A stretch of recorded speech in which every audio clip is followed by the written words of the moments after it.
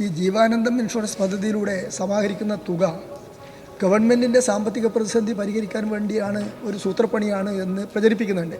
ഈ സാഹചര്യത്തിൽ ഇതിനെ ബോധ്യപ്പെടുത്തേണ്ടതുണ്ട്. എന്താണ് ഇക്കാര്യത്തിൽ ഗവൺമെൻറ്റിന് വിശദീകരിക്കാനുള്ളത്? ഈ ജീവാനന്ദ പദ്ധതി കഴിഞ്ഞ ബഡ്ജറ്റിൽ അനൗൺസ് ചെയ്തതാണ്. അതിൻ്റെ പഠനം നടക്കുന്നതേ ഉള്ളൂ. അത് സംബന്ധിച്ച് ആക്ച്വറീസ് ഏജൻസിയെ ഏൽപ്പിക്കാനായിട്ട് ഒരു ഓർഡർ ഇപ്പോൾ അതിന് പറ്റുന്ന ആളെ ഏൽപ്പിക്കണം. ഈ ഘട്ടത്തിൽ തന്നെ എനിക്ക് മനസ്സിലാവുന്നില്ല എന്തുകൊണ്ടാണ് സംസ്ഥാനത്ത് ഇത്രയേറെ പ്രതിഷേധം അതിനുയർന്നു വന്നതെന്ന് മനസ്സിലായതേ ഇല്ല. കാരണം ജീവനുണ്ടെങ്കിൽ ജീവാനന്ദം നടപ്പിലാക്കില്ല എന്നാണ് പ്രമുഖനായ ഒരു നേതാവിൻ്റെ പ്രസ്താവനയും പ്രസംഗം കണ്ടത്. ജീവനുണ്ടെങ്കിൽ ആർക്കും ജീവന് ഇത്തരം ഒരു ആനുകൂല്യം കൊടുക്കില്ല എന്ന് നമ്മൾ പറയേണ്ട കാര്യം എന്താ?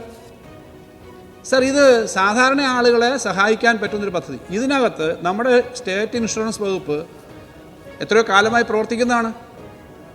ഇൻഷുറൻസ് ഇത്തരം സംവിധാനം സർക്കാർ ജീവനക്കാരുടെ ഇൻഷുറൻസ് 19-ാം നൂറ്റാണ്ടിൽ തന്നെ തുടങ്ങിയിട്ടുള്ളതാണ്. പല പദ്ധതികളും ആ പദ്ധതിയുടെ തുടർച്ചയായിട്ടാണ്. ഏറ്റവും ഗ്യാരണ്ടി ഉള്ള സംഗതിയാണ് ഇതിൻ്റെ പണം എടുത്ത് വേറൊരു കാര്യത്തിന് എങ്ങനെ ചെലവഴിക്കാൻ പറ്റുക. ഈ ഗവൺമെൻറ് വന്നതിന് ശേഷം തന്നെ കഴിഞ്ഞ വർഷം നടപ്പിലാക്കിയ ഒരു നിലവിലുള്ള ഗ്രൂപ്പ് ഇൻഷുറൻസ് പദ്ധതി തന്നെ നേരത്തെ ആക്സിഡൻറ്റ് മരണത്തിന് മാത്രമേ 10 ലക്ഷം കിട്ടുമായിരുന്നുള്ളൂ.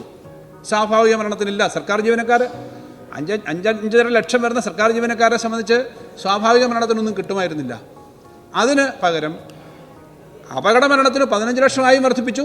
സ്വാഭാവിക മരണത്തിന് ഇതാദ്യമായി 5 ലക്ഷം രൂപ വെച്ച് കൊടുക്കാൻ കഴിഞ്ഞ വർഷത്തെ ബഡ്ജറ്റിൽ തീരുമാനിച്ചു. സാർ, ഇങ്ങനെ സർക്കാർ ജീവനക്കാർക്ക് ഇതുവരെ ഇല്ലാത്ത ഒരു ഇൻഷുറൻസ് ആനുകൂല്യം ഉൾപ്പെടെ കഴിഞ്ഞ വർഷം കൊടുത്താണ്. ഇങ്ങനെയുള്ള പദ്ധതികൾ സർക്കാർ നടപ്പിലാക്കുന്നു. അതിനകത്ത് ആ ഇൻഷുറൻസിൻ്റെ പ്രത്യേക രീതിയിലാണ് അതിൻ്റെ അക്കൗണ്ടും എല്ലാം സൂക്ഷിക്കുന്നത്. അതെങ്ങനെയാണ് സർക്കാരിന് എടുക്കാൻ പറ്റുക?